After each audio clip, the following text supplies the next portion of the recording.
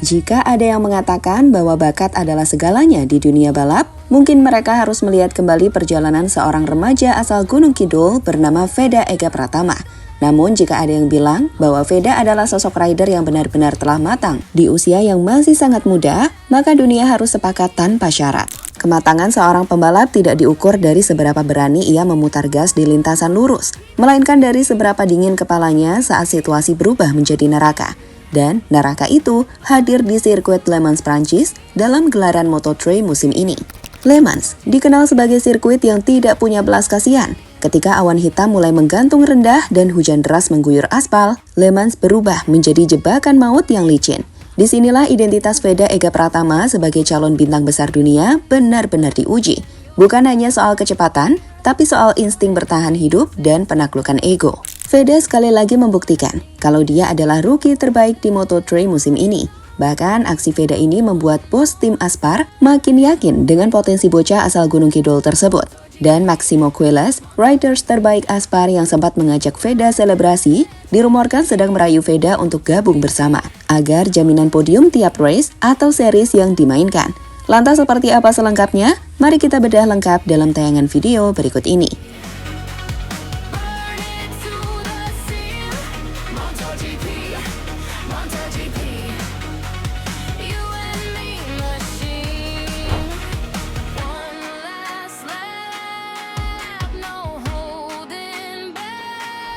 Lampu start padam dan raungan mesin Moto3 memecah kesunyian di tengah rintik hujan yang kian menderu. Veda memulai balapan dengan fokus tinggi, namun balapan di lintasan basah adalah soal menjaga keseimbangan di atas selembar benang tipis. Salah sedikit, karier dan poin bisa melayang dalam sekejap. Drama dimulai ketika balapan baru berjalan beberapa putaran. Di depan Veda, pembalap agresif David Munoz mengalami insiden. Motor Munoz tergelincir, menciptakan efek domino yang mematikan. Dalam kecepatan tinggi dengan jarak pandang yang terbatas akibat spray air dari ban pembalap lain, Veda dihadapkan pada dua pilihan, tetap di jalurnya atau lain utama yang beresiko menabrak Munoz dan mengakhiri balapan keduanya, atau menahan ego dan menghindar, menekan rem lebih dalam, membuang jalur, dan merelakan posisi demi keselamatan. Veda memilih opsi kedua. Ia menunjukkan kematangan yang jarang dimiliki pembalap seusianya. Ia menahan egonya untuk terus menempel rombongan depan.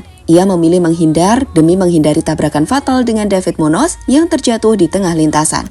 Akibatnya, fatal secara posisi.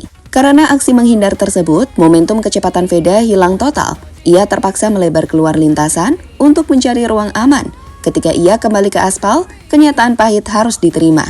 Veda merosot tajam hingga menyentuh posisi ke-14.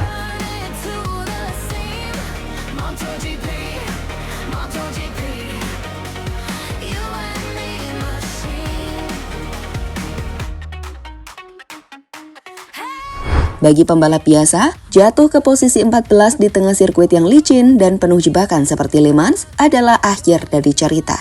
Kebanyakan akan memilih bermain aman untuk sekedar finish dan membawa pulang 1 atau 2 poin. Tapi Veda Ega Pratama bukan pembalap biasa. Disinilah keajaiban dimulai. Dengan kondisi cuaca yang tidak menentu dan sirkuit yang sangat basah, Veda melakukan sesuatu yang dianggap gila oleh para pengamat. Ia mulai melakukan lap time yang secara logika tidak masuk akal untuk pembalap yang berada di posisi ke-14. Satu persatu lawan di depannya dimakan tanpa ampun. Di tikungan pertama, ia mengambil sisi dalam. Di trek lurus, ia menunjukkan keberanian late braking. Di tiap tikungan yang licin, ia menari dengan motornya seolah-olah aspal itu kering. Veda terus merangkak naik, dari P14 ke P12, masuk ke 10 besar, hingga akhirnya ia berada di rombongan depan. Penonton di tribun dan mereka yang menyaksikan lewat layar kaca dibuat terbelalak. Bagaimana mungkin seorang rookie bisa memiliki kontrol motor sehebat itu di atas lintasan yang lebih mirip seperti lantai yang dilumuri sabun?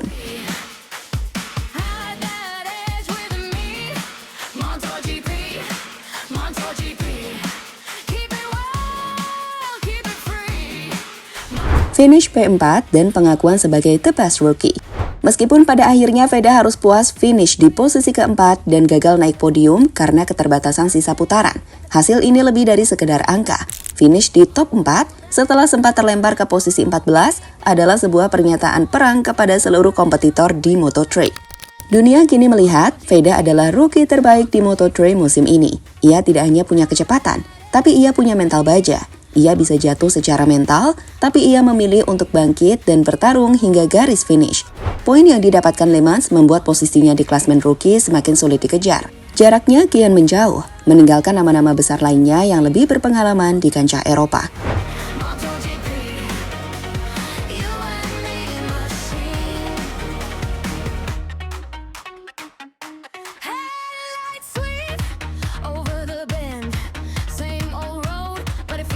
Quiles, rayu Veda gabung tim Aspar. Aksi heroik Veda di Le Mans ternyata tidak hanya memukau penonton, tapi juga membuat para petinggi tim papan atas mulai gerah. Salah satu yang paling santer terdengar adalah ketertarikan luar biasa dari tim Aspar. Salah satu tim paling prestisius di kasta Moto3 dan Moto2. Bos tim Aspar dikabarkan makin yakin dengan potensi bocah asal Gunung Kidul tersebut. Bagi Aspar, Veda bukan lagi sekedar aset pemasaran dari Asia, melainkan talenta murni yang bisa memberikan gelar juara dunia. Ketertarikan ini diperkuat dengan momen menarik pasca balapan. Máximo Quiles, salah satu pembalap terbaik tim Aspar yang juga merupakan rival sekaligus kawan Veda sejak di Red Bull Rookies Cup, sempat terlihat merayakan keberhasilan Veda.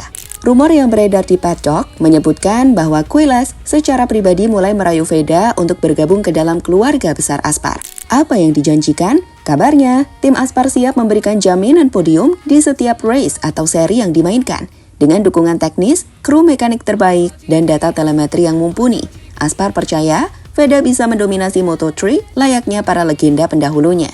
Veda memiliki apa yang tidak dimiliki pembalap lain, ketenangan di tengah badai. Itu adalah DNA seorang juara dunia, bisik salah satu sumber di lingkungan paddock.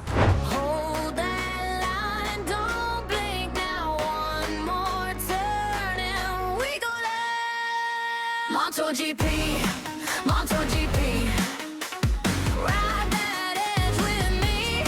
Mengapa tim Aspar adalah langkah logis?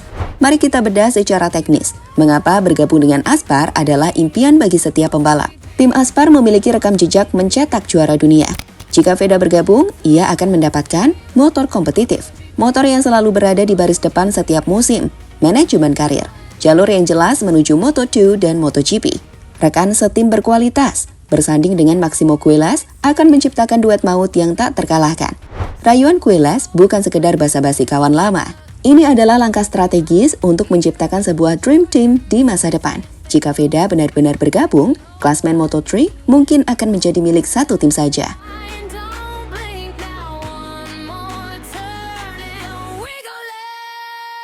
MotoGP.